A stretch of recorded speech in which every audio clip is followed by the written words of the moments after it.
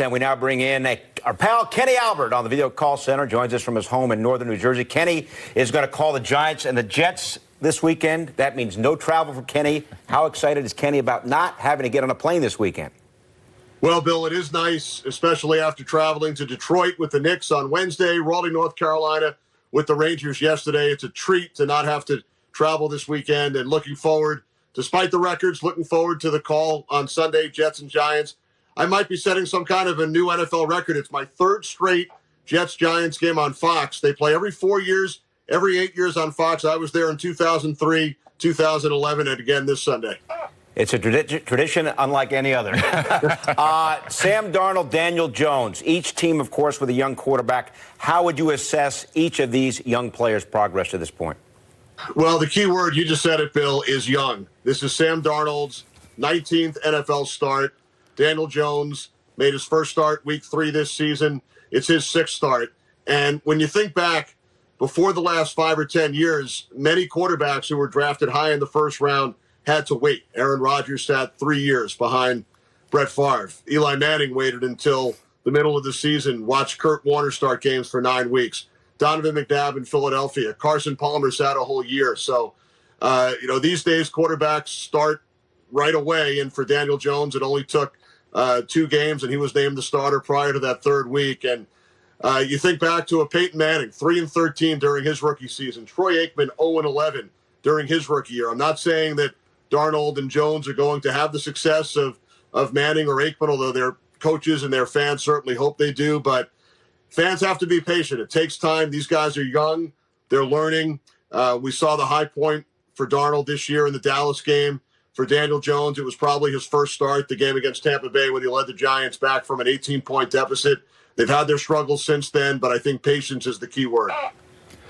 All right, Kenny, talking about patience being the key word. That's not the situation for the Giants because they've had an interesting week. They've lost 5 straight coming into this ball game against the Jets on Sunday. And one of the players basically said that, the message from Pat Shurmur was, if you don't correct these mistakes, then you're not going to play. Now, Shurmur the other day clarified his comment, and he said, when you talk about youth, when you talk about injuries, and when you talk about officiating, those are all excuses in my mind that you just don't go there. For me, it's an urgency to win games. That's what it's about. So you see that quote, Kenny, and with this game coming up on Sunday against the Jets, for which head coach is this game more important for? Well, that's a good question. I think you have to have urgency despite the patience and so many young players. The Giants, rookies, I think they're second in the league as far as games played by rookies this season. I think it's huge for both sides. And can it end in a tie? Overtime's only 10 minutes now. The Giants and Jets have played 13 games in their history. 3 have actually gone to overtime. But it's an important game for both teams.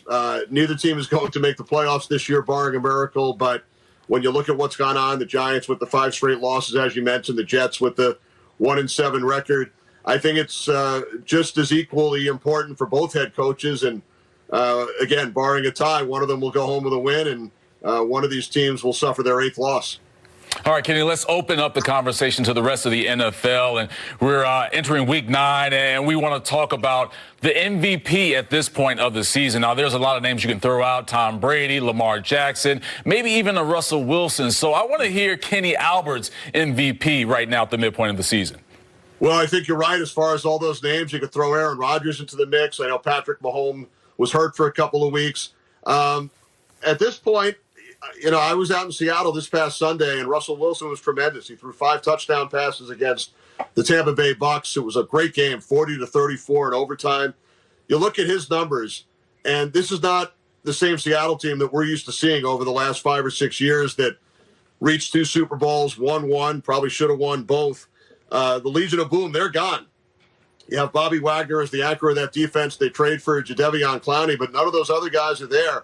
A lot of young players on offense, young wide receivers, Tyler Lockett and DK Metcalf. And Russell Wilson's been tremendous. 22 touchdown passes, only 1 interception. They play up in the Pacific Northwest, don't always get the attention of some of the other teams like the New Englands and the Green Bays. So I think at this point I'm going to go with Russell Wilson. They're 7-2.